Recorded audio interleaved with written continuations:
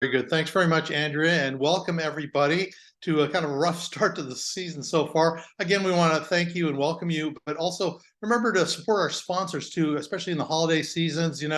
If you're buying something or that sort of thing, it'd be great to give it some help to our sponsors. They really make this happen and keep it free for everybody. So we're going to chase the Northwest snow this winter and check out the weather for 2023-24. I'm going to give you some insight into the extended forecast. You've heard it's an El Nino.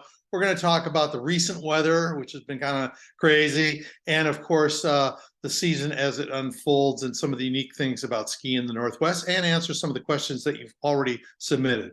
Let's take a look first from yesterday. This atmospheric river, formerly known as the Pineapple Express. Actually, atmospheric rivers are these thin, narrow bands of warm, moist air from the tropics and subtropics that come into the mid-latitudes. So they're not only on the West Coast, but they're all over the world, both North and Southern Hemisphere. But we were kind of the first ones here in the West Coast to sort of identify these as big weather makers. And they're called atmospheric rivers across the world, but our particular types are called Pineapple Expresses because they come off of Hawaii oftentimes. If they don't come off Hawaii, then we may not just call them a Pineapple Express, just atmospheric river. But this one was a beauty. Check it out. Now I'm going to show you my cursor what the anatomy of one of these are. This is the low here. Low pressure. Can you see it's kind of curled up like a cinnamon roll? And so what's going on with this lower pressure in the middle of this is drawing this cold air. This is what we really want, is this cold, moist air here. But the real moisture is right in here, in the heavy rain we had yesterday. But unfortunately, this is also warm. So you got warm and moist here, and you got kind of moist and cold here. This is the sweet spot for powder snow. So when this tends to migrate over you, this is when we get our best powder storms. So just FYI, this is a good example of kind of the big mix. These are far bigger than any hurricane. So don't be impressed with your East Coast friends when they're bragging about the hurricanes. These things are much, look at how huge the storm tails back way across the Pacific. In fact, some of the origins are back off Japan and Hawaii. All right, enough of that. Let's recap what happened the last few days because it was ugly. We started in with kind of a below normal snowpack over the weekend. We did have some fresh snow, but it's been below normal. And then we really got beat up, Monday and Tuesday with the warm air and the rainfall. And we had the floods, of course, too. Remember, here's another thing I heard on TV constantly. People are saying the snow is melting, causing the flood. That does not cause the flood, by the way. Only about 10 to 20% of the runoff in those rivers is from snowmelt. So snowmelt does not cause the floods. The flood is caused by heavy rain. And the rain, as you know, was like 4 to 8 inches of rain. That's where the flood was coming from. There's a little bit of contribution from snowmelt, but it's really exaggerated. Most people don't understand that. Snow levels were 8,000 plus yesterday. Oh, that hurt. But the last part of the snowstorm or the rainstorm, the snow did start to fall later last night and this morning. And so that was good news. And that's typically what happens with these Pineapple Express patterns. It's warm, and then the tail end of it, the snow level lowers as the colder air moves in. So this is a picture from Crystal's camera. This morning, you can see these trees did not have any snow on them yesterday, but they were starting to pick up some snow this morning. So we did get the lower snow levels. The snow is back on the trees. So that did help the situation in the mountains for sure. And we didn't lose the whole snowpack. Don't get me wrong. We lost some of it, but it didn't disappear. So that's an exaggeration too. A lot of forecasters are saying on TV, we're going to lose all the snowpack. No, no, no, no. It takes a lot of rain to melt snow. A lot. Like 5 inches to melt like a foot of snow. Maybe up to 8 inches. So it takes a lot. So yes, it melts, but not as much as most people think. Okay, for tomorrow, Thursday and Friday, the storm is mainly going to hit south of I-90, 3 to 7 inches. But the bigger storm with lower snow levels is going to be Saturday into early Sunday, 8 to 14 inches. So all right, we've got redemption coming up in the next couple of days. So that's a good forecast there coming up for the weekend. So we're going to get some of the snow back. It won't totally open everything up, but it will be improved. And so, once this stuff gets buried, by new snow, it's down there really nicely coating the rocks. So in some ways, it's kind of good to have a real wet sloppy base, freezes, and then we get real snow on top of it. I call it real snow because it's, skiable. All right, here's a couple of notes before we really get into the seasonal forecast, because these are different than the short range forecast. The seasonal forecast, which means El Nino and what's going to happen the next few months, they're not very good. I think the one exception is during La Nina, which is last year. The Northwest is pretty predictable in having good snowfall during La Ninas. It generally means cool and at or above normal snowpack. So that's the exception, but these seasonal forecasts are all over the map. Here's another thing. Snowfall happens in cycles. It happens over a few days or maybe a week to 10 days, and it just dumps like crazy, or it's a dry pattern, and then it recycles around into something else. So it happens in cycles. You got to jump on these cycles. That's what's critical. And here's another thing. People go, oh, it's been snowing all month. It'll be great next month. No, no, no, no. It does not translate to the next month, and vice versa too. Remember, if we get a dry spell of a few weeks, it doesn't mean the rest of the winter is dry. It does not translate to the next month. Weather does not remember what happened a month ago. All right, we got that. All right, we'll share a few questions here. We'll have some more information here in a moment. Some questions were, okay, I'm buying a cabin in the next 20, I'm buying a cabin. Where in the next 20 years would you buy the cabin? Which mountain, considering the fluctuations with global warming, that sort of thing. So here's what's going to happen with global warming. We're not very clear on what's going to happen with precipitation. In fact, in some ways, there might be more precipitation in the winter, but we do know pretty confidently the temperatures will warm up. They'll edge up slightly. Overall, in the next 20 to 30 years, snow level on average will go up about 1,000 feet. It's probably gone up a little bit on the average already. But remember, each year from year to year, it fluctuates greatly. You can have colder years and then warmer years. There'll just be more of those warmer years with less snowfall in the lower elevation. So where would I build a cabin, or where would I have a cabin? I'd go highest you can in the mountain, whatever mountain you like that's the highest elevation and the farthest north. So, maybe somewhere in northern British Columbia on a real high mountain. That would be the exaggerated answer, but that's the idea. You want to get the elevation and you want to go north. This winter, a question about Colorado or Utah this winter. You'll see in the forecast here, it could kind of go either way. They're leaning a little bit on the above precipitation side right now, the latest, but my philosophy is just go. What are you waiting for? Avalanche issues, that was mainly a question last week when we had that kind of dry spell and some hard packed snow. What would happen with the rest of the winter with snow on top of that? That's kind of dissipated now with all the rain that's gone through the snowpack. Here's the thing about avalanches. When you hear the avalanche warning, you should always be aware anytime skiing. I've been caught in an avalanche inbounds in the ski area. So it can happen inbounds, and it was under no avalanche warning or watch. It was a shallow one, but nevertheless, it took me down about 30 yards, It was only about maybe 2 to 3 feet deep. So it can happen. But here's what you should know, and I should have known better too. It was snowing like 1 to 2 inches per hour. Duh. So it's piling up like crazy, and I just got caught in a slough. And anyway, just be avalanche aware. When the weather changes, snows a lot, rains on snow a lot, any kind of radical change in temperature or precipitation, then the avalanche issues should be first in your mind. Again, these avalanche warnings do not count in ski areas or roadways. They have their own avalanche management and mitigation. So, but you should still, if there's an avalanche warning, you should still be aware there's still an enhanced risk. Global warming and El Nino, what's going to happen?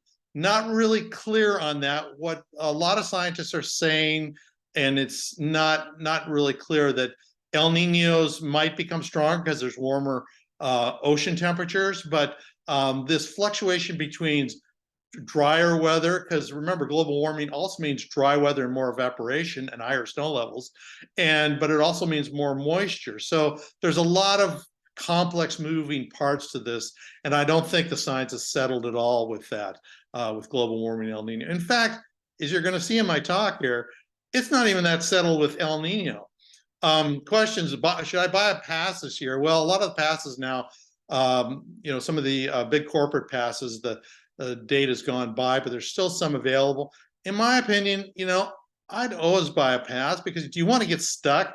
it's really good and you can't go. I mean, last year was a perfect example. La Nina. California is expected to be dry. They were in a dry spell, dry, dry, dry, dry. And people that didn't buy passes down there got burned and got wasted out of the one of the best seasons ever. So, buy a pass. That's my philosophy. And just, lick your wounds if it doesn't work out. Best snow apps, I think Open Snow is good, but it's a paid app. I think the Weather Channel has really good apps and a real good situation as far as getting weather information. So I like them too, and they're free. Where do you go to find good powder? Well, it really is snow dependent, obviously, but I mean storm dependent. It really is. What I always like to do is follow the storm. Okay, so the first part of the storm, it can be dumping pretty good, but I like the second half of the storm because the snow levels tend to come down, things kind of ease up, the winds ease up, that sort of thing. So find a storm or a storm cycle and then jump on it. That's where to find good powder. And where do you find a good mountain? Well, it's the mountain that you know best. You got to have a mountain with enough vertical, because once you get powder, as you need a slope that's a little steeper than your normal slope, because that snow really slows you down. So I like a lot of vertical, the best would be 2,000 unchecked continuous vertical with 1.5 foot of new powder snow. There you go. There's not too many mountains that can do that. Crystal's one, Whistler can do it, Jackson Hole can do it, Grand Targhee can do it, Snowbird can do it. But you can do plenty of good runs, 1,000 vertical. I've skied fantastic powder runs over at Silver for the summit, but the snow was perfect. That's the key. So you got to do that. You get there early and you jump on it. So you have to know your mountain, know your geography, know your ski area, and know the weather. Watch those snow levels. All right, let's talk a little bit about El Nino, because this is the big El Nino year. Right now, we're in a moderate to strong El Nino. It's in progress. For the Northwest, it's going to kind of lean warmer and possibly drier. Now, if you look to that graphic to the right, this big red area right down in the equatorial Pacific, that's El Nino, this warmer than normal area out here. And you go, well, how could that affect us? And there's warm areas out here, but again, they're relatively warmer to the normal cold North Pacific. This is the relatively warm equatorial region. So this is temperature, I think it's Celsius above normal. So that's what the numbers you're looking at here. So you can see most of the oceans of the world are warmer than normal. It's a little bit off South America here, but everybody's really doing quite warm. Oh, this might be a reflection of global warming. So anyway, how this can affect us is what happens is it creates thunderstorms down in these areas that normally don't exist. And the thunderstorms bring up this warm air really high in the tropical Pacific, and that creates a ripple effect all the way north to the North Pacific, and it adjusts the storm track, which normally kind of cuts across here, and it'll make it cut farther to the south, or there'll be a split storm track, and that's how it all works. So in a sense, we're not directly involved with El Nino, but it changes the circulation in the upper atmosphere. That's how El Nino works. And it's very complicated because it's just not cut and dry. Okay, there it is, we do this. There's a lot of background stuff. They all start on different background antecedent conditions in the ocean and the atmosphere. So that's why sometimes it doesn't work out. It's not a slam dunk. Do not bet on El Nino. But here's the forecast, because there is huge demand for the extended forecast. And this is from the Climate Prediction Center for December, January, and February. Remember, El Nino's effects don't typically start till late December into January and February. And what it shows for that period is the Northwest sort of equal chances of precipitation. Could be above, could be below. So they're not committal on that. A little bit below up into the north. But again, remember that you don't know when that below is going to occur. If it's going to occur at all, is it going to be front-loaded into the first part of the season or back-loaded in the back part? You don't know. Same with down here to the south. Will it be a dud in the first part of the season and gangbusters second, or vice versa, or not at all? So just be aware of that. That's the uncertainties we're talking about. Now, the temperature we're a little more confident in. This will mean some higher snow levels, not all the time, not every storm, but some higher snow levels you can see. And somebody was talking about Colorado and Utah. You can see near normal temperatures there and kind of above normal precip. But you know what? 2 months ago, it wasn't showing this at all. So things change. This gets updated every 30 days. So we'll see how it goes. But this is kind of the classic El Nino pattern: wet in California and drier than normal in the Northwest. But it's not saying drier than normal. It's just saying near normals. Again, don't take this to the bank. Don't get married to it. Go skiing when it's good, and it will be good.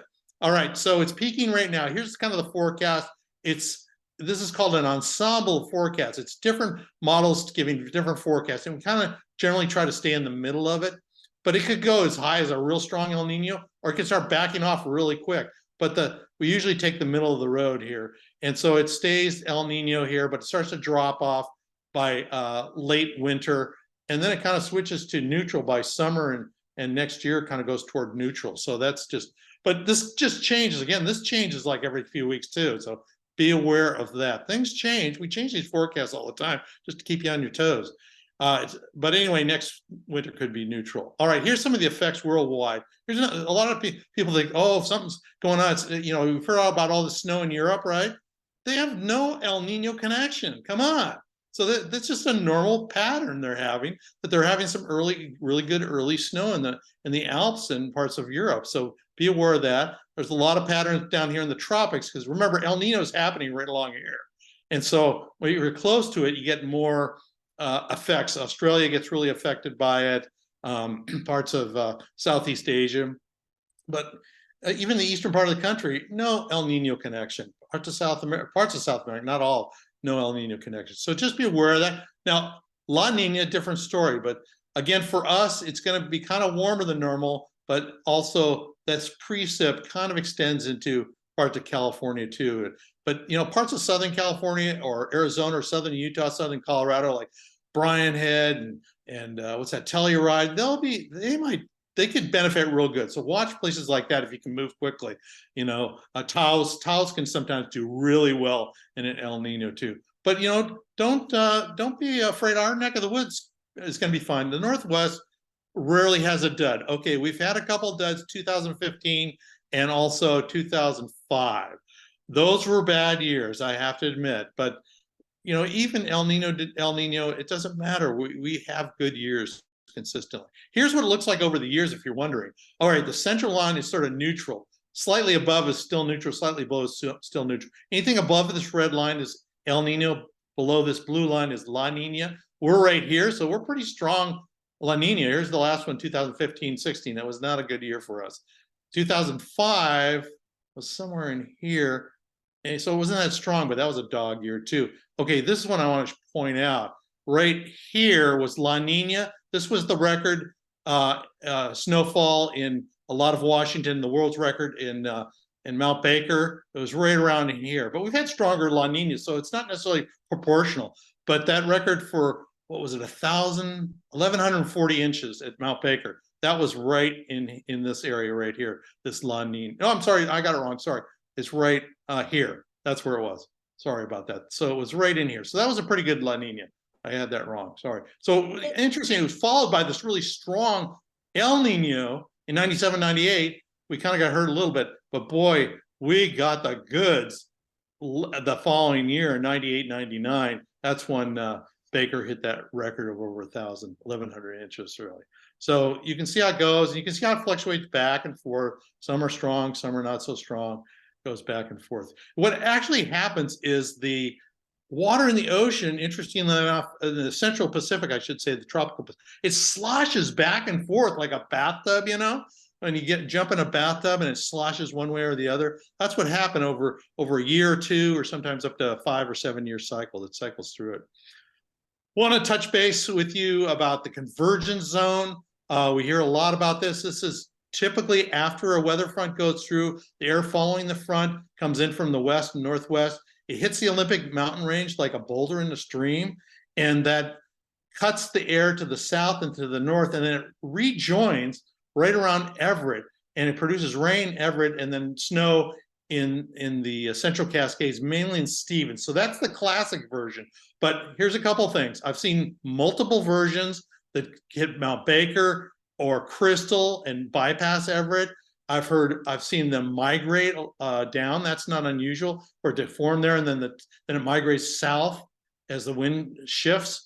and the Summit and Crystal really get it, and White Pass gets it. So watch for those things because they will enhance the snow quite a bit. You folks that ski Stevens a lot, it pounds there sometimes. So it does favor that in the Summit, but it doesn't disfavor necessarily other places. It just can really be an incredible. And here's another thing: the snow level's always low when this hits because it's after the front. This is the weather pattern that hits after the front moves through. So it's usually the hours or a day after the front you get this huge convergence zone. So be aware of that. It's a kind of a unique feature that we have here in the Northwest, and so it can really mean enhanced snowfall. And those I've skied powder days at Stevens that were unbelievable in those convergence zones. I mean, it was dumping an inch or two an hour, and I've seen it more too. So it fills in your tracks. It's hard to see actually, but the snow's really good. Anyway, that's it for the convergence zone. Here's what it looks like on the radar. Kind of extends. It's kind of a cigar-shaped moisture band.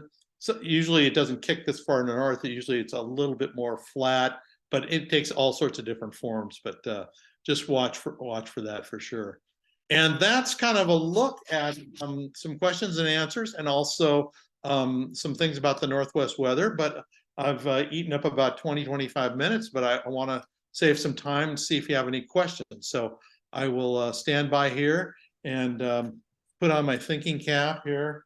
The Powder Poobah, so we get the right vibe going here.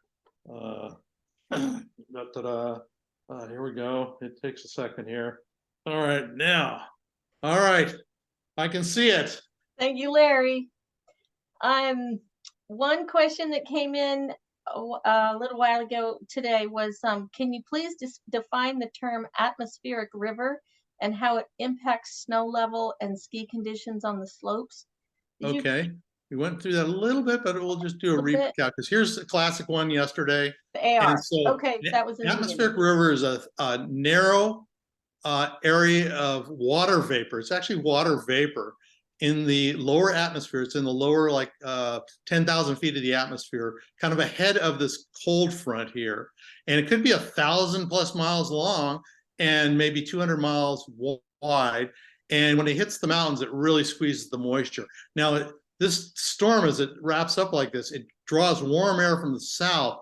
And so that's why the snow levels go up. Typically, they go up, above 5,000-6,000 feet, and they stay there for maybe 12 to 48 hours, depending on the size and the movement of it. And yeah, it's a mess when they happen. There's no question about it. But like I said, the good news is they do dissipate and move south, and then you get the cold air, and that's what we're getting right now. And so it tends to, after it destroys part of the snowpack, it tends to put new snow on a nice veneer. But that's the Pineapple Express atmospheric river. Thank you. Okay, then Bob, who's online, he wants to know about snow forecast this season for the French Alps, Chamonix, Courchevel, Val d'Isère. Any ideas? Well, the only thing that we have is the El Nino forecast, and it doesn't affect Europe, so we really have nothing to base a long-range forecast on. And that's true of most places. And only thing I can tell you is they've got some early season snow, which is good. At least they'll have something. Who knows? I mean, nobody knows. It's all this is all theater that people pretend like they know. Nobody knows. Okay, well, yeah, because a couple of years ago I was able to go to Taos Ski Valley, and you said we don't know what it's going to be, and we actually had 2 days with tons of new snow, and that was in March. And I'm remembering that because Alpenpaul is going to go to Tahoe, Albuquerque. Listen, okay, here's the deal, folks. I know everybody wants these precise long-range forecasts, but they do not exist. And so here's what you do. You just plan your trip. You have two options. You plan your trip and go, or if you can wait till, you see these short-range forecasts, you can do that. You can follow them and get the storm you want, but you can't do it with a long-range forecast. It's too vague, and there's no way you can do it. There's no way, N-O way, that you can do it. So it's kind of meaningless, in my opinion. but you can do it if you can be flexible and you don't care about a $2,000 ticket to Europe. You can leave at the last second and nail whatever storm you want. The short range forecasts are really good. I mean, I would bank on that, but the short range cost is exorbitant. You know, that's the reality. I have to tell you. Thank you. That's the reality. Okay, and Liz wants to know, how would you characterize the difference between the Canadian Okanagan and West Coast, like Whistler, for instance? Okay, yeah, that's a really good question. So if everybody doesn't know, the Okanagan is just over the coastal range. It's sort of north of kind of central eastern Washington. That's where the Okanagan is in British Columbia.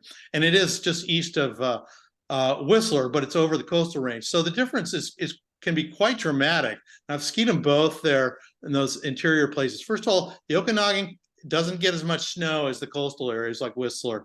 So that's one thing. But the good news is that snow tends to be better because it's colder, and there tends to be more sunny days, or at least not as much fog. The problem with Whistler is fog, in my opinion. The problem in the Okanagan is there's not as much snow. So sometimes you get hurt by that, but it can be cold and dry snow, and really when it's good over there. It is drier snow, no question about it. There's less crowds. It's more than a weekend trip, in my opinion, to get to some of those places, because instead of a 4.5 or 4:15 drive to Whistler, it's 6-hour drive to Sun Peaks or one of those places. So it's a haul, but that's the big difference. Not quite as much snow, but when they get the snow, it's good. I mean, Sun Peaks is fantastic. I've skied there under perfect cold conditions, but really cold, 5 below. It's not always that cold, but it is colder than the western places, you know, Whistler and stuff. But the trade-off is Whistler, you get plagued by that fog, and it can be not fun. So I hope that answers your question a bit. Thank you. Paul wants to know, with climate change, do we need to think about streams below the snowpack more? About what below the snowpack? Skiing? Streams? Is that right, Paul? Streams? Paul Kennard. If it meant streams, we need to worry with global warming. Yes, streams. I meant that the streams, you sometimes in the spring, it's easy to fall through them, and I've noticed them more higher in the mountains recently. Oh, I see that. I see. Well, gosh, you know, probably, but I think anytime can be any year that can be dangerous. It kind of partially is all about what happens in the spring, and that might be a little warmer as well. So yeah, I mean, I would always worry about that, you know, anytime I'm skiing in the spring, if something collapsing. So I don't know if we need to worry about it more. I think there's bigger fish on the plate to worry about than that one. Okay. But yeah, I think so. But I've never seen any research about that. Thank you. Matt wants to know about, can we hear from Larry Schick, weather singers? Oh, that's pretty good. That's a throwback to like the late 80s when I was on King TV and King Radio, and we had this singing weather. They'd sing the forecast. It would take about 10 seconds. One of them would go, "It's gonna rain, drip, drip, drip, drip, drip, drip." Boy, that's really, somebody was paying attention. That's 40 years ago or more. Jeez. Thank you, Matt. That's good. That's a good one. Brendan wants to know, what source can I look at to see where a convergence zone will hit? Okay, so it takes a little bit of analysis to, you know, figure it out. But a couple of things. First of all, the National Weather Service has their if you look on their website, forecast discussion, it's called. And if you read those, they come out about once every 6 hours, and they'll mention the convergence zone. So they'll mention it, that'll help one thing. You can also see them on the radar. Remember, I just showed you that picture. Let's see if I can find it again. And you'll see something that looks like this cigar-shaped band on the radar. And that's, again, after a storm comes through. And then look on the pictures at like the summit, I-90, and also if it's Stevens Pass, the pictures. Is it dumping at the same time? It should be. So, you know, you use different sources to reinforce the idea once you think that's going on. Most forecasters, both on TV and National Weather Service, they're totally watch these things. So, but you can watch them too, and quite frankly, you can see them on the weather maps coming in most cases. Just the key is after a front goes through, that's when they normally show up, and they normally show up like in the springtime a lot. You know, I do see them in the winter, of course, too, but the spring they seem to show up a lot. Okay. All right. David, Bruce, does the 23-24 season, does this winter season have any analog seasons in the historical record, and are analog seasons a useful predictor at all?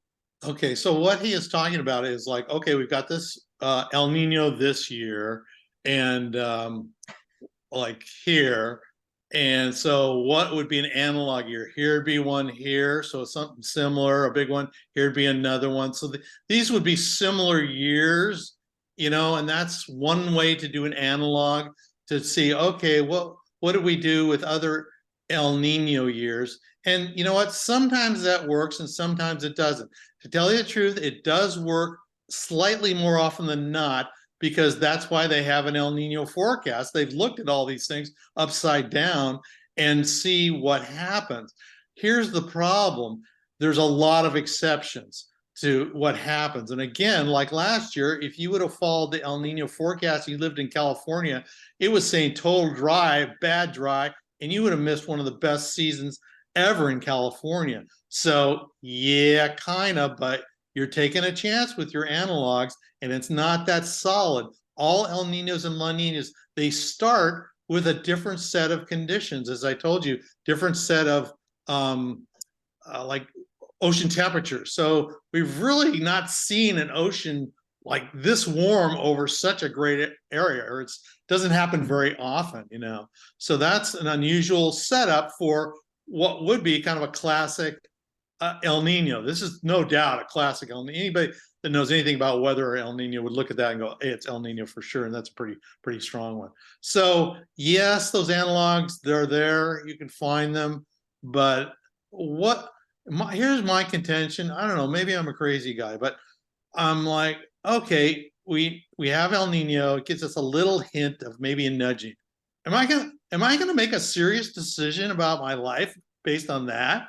Hell no, I'm going skiing, you know? So, I mean, you know, why would you do that? There's too much unreliability. It's not like, you know, paying taxes, you got to do it, right?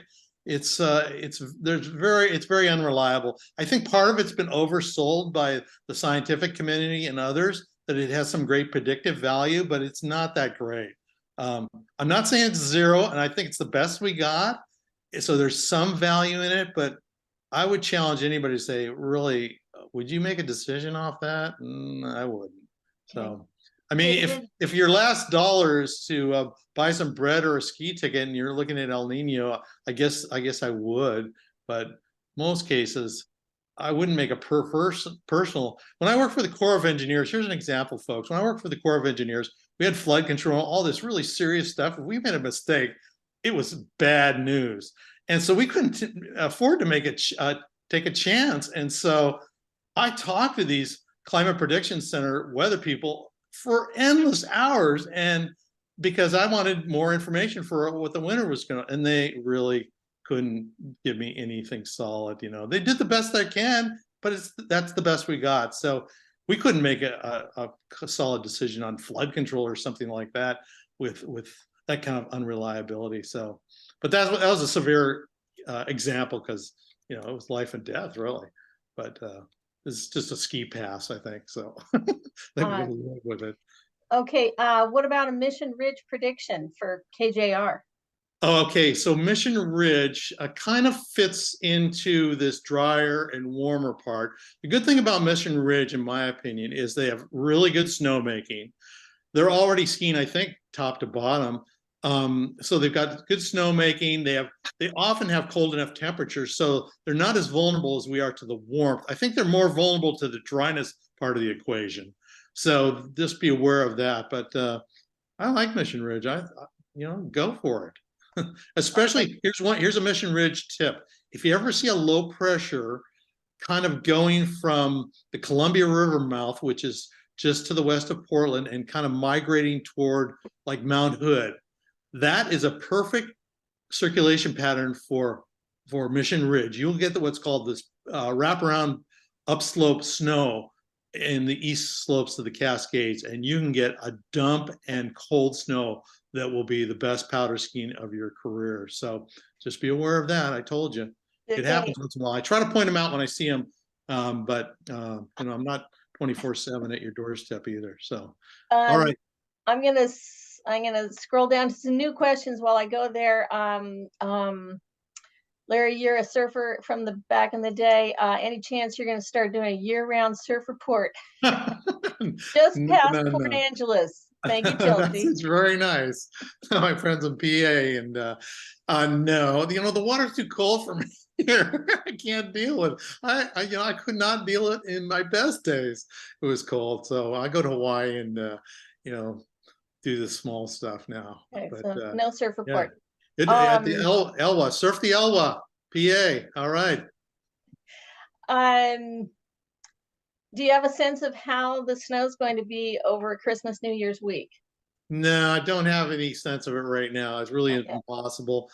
Here's the deal on short range forecasting. So we can see out about a week to sometimes 10 days. Once in a while, a little farther. We can see out about 5 to 7 days with some decent amount of confidence and accuracy.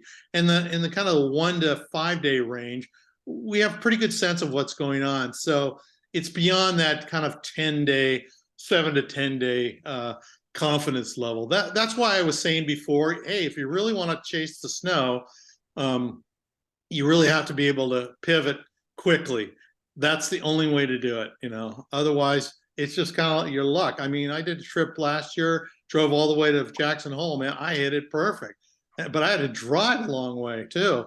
But sometimes you just get lucky, so go ahead. Okay, we have a great question actually from Darren Jones. Thank you, Darren. Darren wants to know about the other forecaster that is working with you, and except Darren just said, he does say, we trust you, our great Imperial Grand Poobah. So why don't you let everybody know about Michael? So yeah, Michael Fagan, he fills in and does it sometimes more than me because I'm out skiing. And so he has been a snow person for a long time. He has done these forecasts. He still runs this company where he does forecasts for climbers up on Mount Everest. So how's that? So it's really fine-tuned to specific forecasts in the Himalayas, which is beyond my expertise. And so he has got experience with mountain forecasting and that sort of thing. I think he wrote a book too on let's see, what was it called? Hiking in the Cascades. Snow. I'm sorry. Gosh darn it. Rain shadow hikes of the Cascades. There it is. And so these are areas in the Cascades that tend to be drier than other areas. So he's got a book out. So he's familiar with Northwest weather and Northwest mountains as well. Thank you. And I'm not a forecaster. My name is Andrea. I do not forecast. I read the powder alert, but I get to do the email and work and collaborate with Larry and setting up the social media, and I get to give away prizes and have parties. And so watch for the contests coming up this season. We've got cool stuff from our sponsors. That's what I get to do. Yeah, there's some fun stuff she's been putting on with the contest. So watch for the contest and a lot more activities going on. Yeah, I think we're going to start with another cargo box from Rack and Road. But Brendan wants to know the same thing. How's White Pass? Another person. White Pass for the season? Is that what he's asking? How about White Pass? It's in the same bucket as everywhere. They've got good snow coming up here in the short term. I think they'll do really well tomorrow and over the weekend. And over the season, there's no reason to believe they'll be any different from anywhere in the Cascades. So some challenges with some higher snow levels once in a while, but I think everybody in the long run will be fine. But, like I said, this El Nino, it can be wicked sometimes to us. I think that's the only thing I've seen in the past, that sometimes we can have some higher snow levels. One year, was it 2015? We had a normal precipitation, but the snow level was high the whole year. almost the whole season. And so it was really a snow drought, but normal precipitation. Very strange. I don't think that'll happen again, but I can't say that it won't. That we are moving into this warmer climate regime, and El Nino does produce some warmth. So we'll watch for that. It could bust, but it could bust any year too. And we've had bad years even before global warming was an issue. Yeah. Yes. And Ed is saying, yeah, it dumps at Revelstoke, 8-hour drive, no crowds, most vertical drop in North America. And they just opened recently, a couple days ago. Yeah, some of the interior, that's farther interior than we were talking about the Okanagan. That's kind of northeastern BC, a great spot up there. It's beautiful. That's kind of near where a lot of the heli-ski operations work out of. So there's lots of snow, beautiful area, nice drive. I mean, these are great ski. We're so lucky here. We can drive from here to Spokane, ski 49 degrees north. One of our sponsors, go up to the farther north across the border and ski Red Mountain, ski up the Powder Highway to several other spots, Kicking Horse, Fernie, and Revelstoke. I mean, we've got it made, gang. And just outside our window, I mean, we have all these areas super close to us, from Baker to Snoqualmie. You can do that after work. I mean, there's just so many great spots here. So we're lucky. I mean, I have a lot of friends that are envious, of what we have on our doorstep, and then just with a half a day's drive. I think that's almost it for questions. Just Okay. some comments. Louise, yeah, she's skied in the PNW for over 60 years.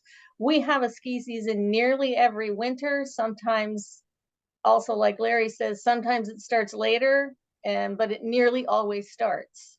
Yeah, so that's a really good point. We're not like California, where it's like can be a total dud for a year or two, or just backloaded, or really, it's not as volatile as that. But we have some volatility too. I can't deny that. But you're right. It's really rare that we don't have something. We might have to wait, might be backloaded, front loaded, that sort of thing. But it's really rare that I think the only season, I think it was 1977, was the only season where really all of British Columbia, all the Western United States, was bad though, almost the whole season. There was a little comeback late in March, but that was that was considered really the worst season in the entire West, because everybody, it was bad news for everybody. But that is super rare, and that was before global warming too. So see, there are some extremes along the way here. Okay, and Ed has a question. If you have a week, where would you hit it on the Powder Highway? If I had a week, I mean, first of all, I wouldn't leave till the last. It all depends how flexible again. Because I don't want to be driving in the snow. I just want to have it. I want it to be sunny during the day and snow at night, and I don't want to drive in it. How's that? So anyway, I mean, if I had to plan something, I think you're right. Some trip through part of Washington, up through British Columbia, and then up through that and circle back around would be great. I mean, that'd be a great week trip. Those places are, I mean, they're not very crowded, especially during the weekdays. Weekends a little bit more busy, but I would kind of head that way. You start to go to Utah and some of those places, they get pretty busy. British Columbia is still somewhat untouched, at least if you stay away from the weekends. Weekdays are really nice, and those areas are cool up there. I mean, it's beautiful up there in the wintertime. So that's where I'd kind of go, but I'd make it part of Washington. Circle around to Silver Mountain over in Idaho, maybe one of our sponsors. Then head straight north from there to Fernie. That's one place I haven't been to. I've really wanted to go. But anyway, so that would be a good week trip to do. I did my week trip for headed east all the way to Jackson Hole, but I skied all the way over there last year. But boy, I would not want to do that in a snowstorm head over there. Oh my gosh, that's a long drive. But anyway. Watch the weather. The short-term weather is the key. There's a friend of mine called Powder Chaser Steve. If anybody's ever seen him, he has skied. He's the only person I know that have skied at the best ski areas on the best powder days on the best slopes and first a chair, not once but multiple times. And so he's seen everything, and he has this 5 or 6 best powder powder places. Guess what? 2 of them are in Washington. They're Crystal and Stevens because of snow and because of continuous fall lines. And that's key when you're on a snowboard. You don't want to go 1,000 vertical and hit some bench. You want some continuous fall line. And so there's only a handful of ski areas that can give you that without benching out or cutting. And so he has skied the best ski areas in the best place. Powder Chaser Steve, you can check his website out. He's a wacky dude. I mean, he'll get up and stand in the lift line 2 hours before it even opens. I've seen him at Crystal like 2 hours before the lift even opens. He's just standing there waiting, but he'll get first chair and he'll take 1 or 2 runs, and 2 runs at the most, and then he'll get in his car and go back to Utah, where he lives. So, but anyway, he thinks very highly of Washington. He loves Baker too. On a good day, he loves Baker. Just a little more difficult to get to for him, but so he loves our snow. And he makes the case, and he lives in Utah. He makes the case that our snow may be a little heavier, but it's more prone to not slide like the Rocky Mountain snow. So it got plastered very well along the slopes. And he says he thinks it's better to ski. The slight more density of a fresh snowfall in the Northwest is actually better to ski than a very light powder day in Utah. That's his opinion. And he skied the best of the best. Of course, I'm always sending in up there on the best day. So I think our best days can compete against anybody. Sorry, light snow people, but when we have fresh snow, can't be beat. Thank you. All right. Another Ed, any shout outs for us cross-country skiers in the Methow? Oh my, that's just like the best over there. Come on. That's the best cross-country skiing, on the planet. You've got it to yourself. It's the trail is so long. I mean, the snow quality, especially from now through January and February, is so good. It's just fantastic. I mean, if you haven't been over there and you're a cross-country skier, you've really lost out on one of probably the premier places in the world. I'm not kidding you. And it's beautiful too. And I have heliskied over there at North Cascades Heliski, and that's a great operation too. People don't realize there's heliskiing in Washington, and it's fantastic. If you haven't been up to the North Cascades in the winter, my God, you can't believe the beauty. Oh my Lord. It is fantastic. Plus, it's really high quality snow, and it's a good operation, small operation over there. Really, really good. I've had really great days over there with those guys. So give them a shout out too. We've got a technical snow question. How would you describe Seattle cement? Seattle cement. Well, I would describe it as not fun to ski on. Of course, we have our, in Seattle, I've skied down some of the steep streets here when it was drier snow. But if you're referring to sort of Cascades concrete or cement, it's just same as you hear the same thing down in California, Sierra cement. I mean, anytime when the snow gets heavy, it's not fun. So at least I can't ski it. Maybe you can, but I can't. It's too much work for one. I'm sort of caught between, primo powder days and primo groomer days. So that's my frame of reference now. Thank you. And Alpin Paul, I think you're just adding to the conversation, Paul, is potatoes. And then Chelsea and Larry, would you like to discuss hot pow? Hot pow? I don't know what that is. Yeah, I learned about that too. Go, Chelsea. Oh, it's just another thing we call the concrete. It's just a fun way to reframe it. Hot pow. Well, that's a good, one thing about that kind of heavier snow, it's easier to snowboard than it is to ski, in my opinion. If you're a snowboarder, it's not that hard. But skiing, I just always get paranoid I'm going to get caught in the stuff, so I'm not apt to go out there. I don't want to hit any trees or anything. 50 years of skiing, I've never been hurt. Come on. So I'm not going to knock on wood. I'm not going to tempt fate here. So. And then Tony, what is that word? I see how you the gauge. Tony, what's that? Tony? Hot pow. Oh, another word for hot pow. Oh, okay. Well, this season, I will, how about this, everyone? We will do a contest on how many snow descriptions each person can come up with. And we will have a list of all the different types of snow, and maybe we'll do it globally or just PNW. Yeah, something, there's a lot of different names for snow. Ask the Eskimos. I think they have a bunch too.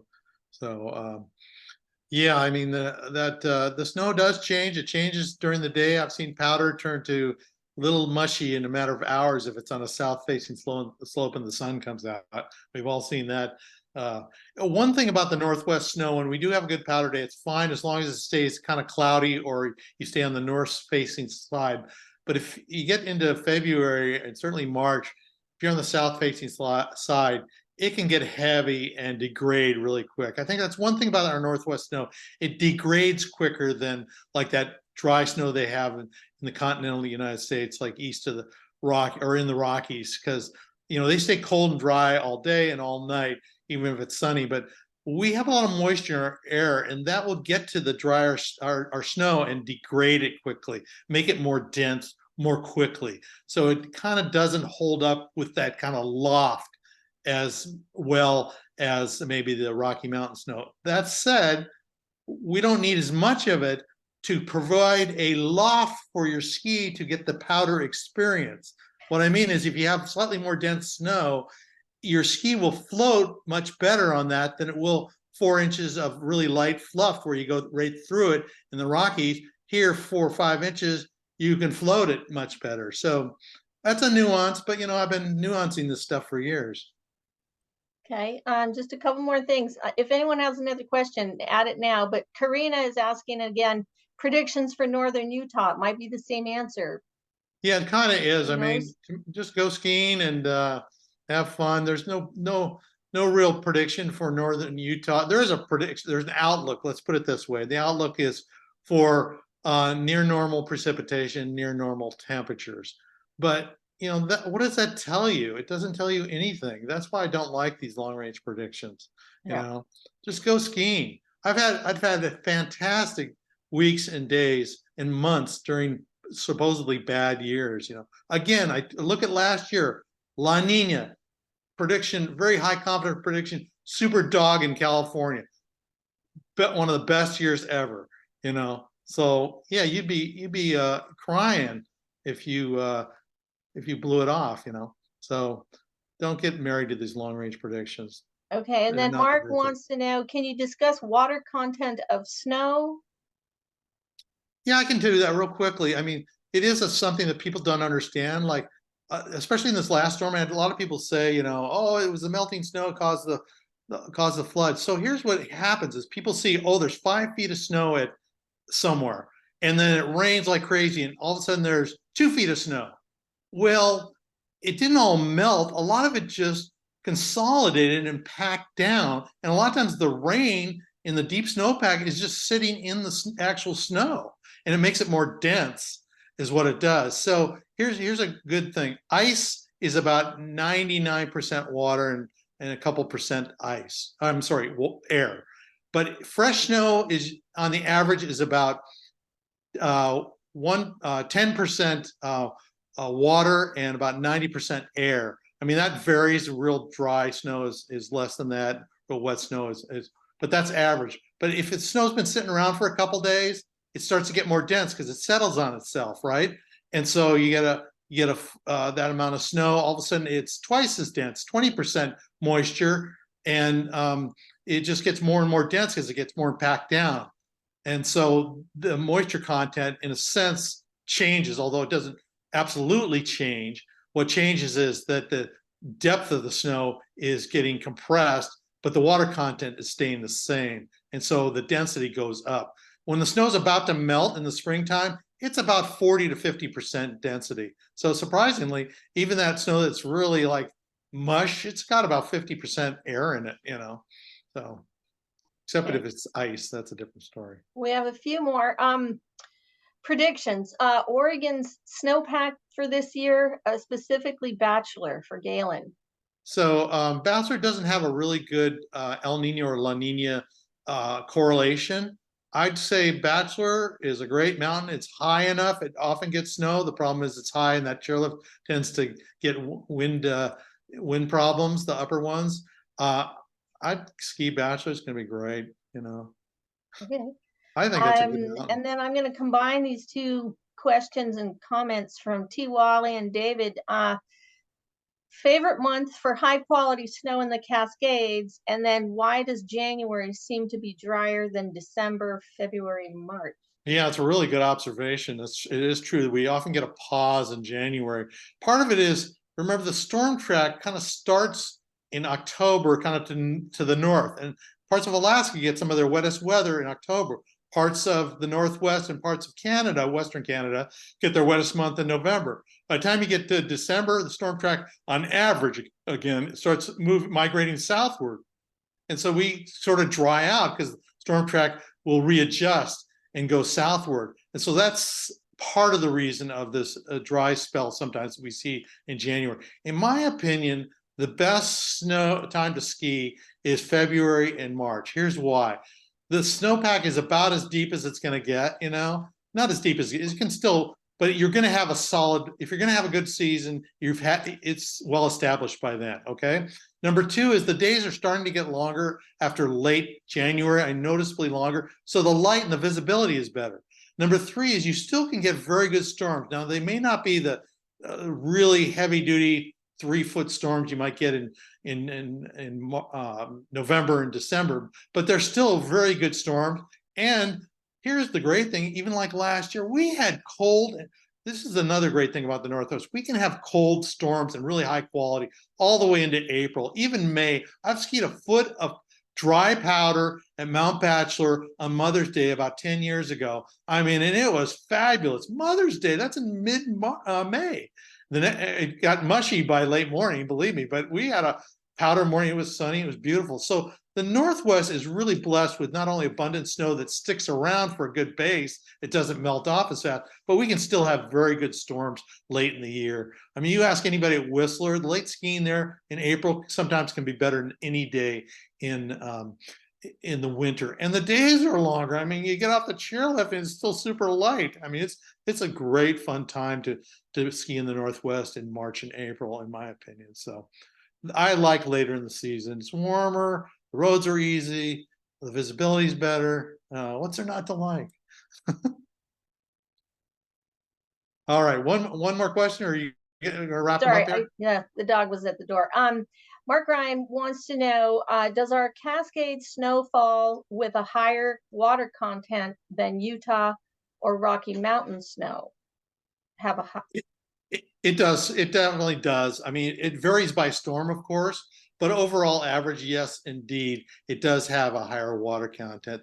But again, that can be an advantage. Remember, a lot of people that ski the Rockies, they come out here, they can't believe some of the stuff that are kind of heavier snow is plastered, and they can ski much more steeper slopes because it's got snow plastered on it from the wind, essentially plastering wet snow on the side. And then you get a base on some of these gullies that really would be unskiable in the Rockies because the snow's so dry, it sloughs off it.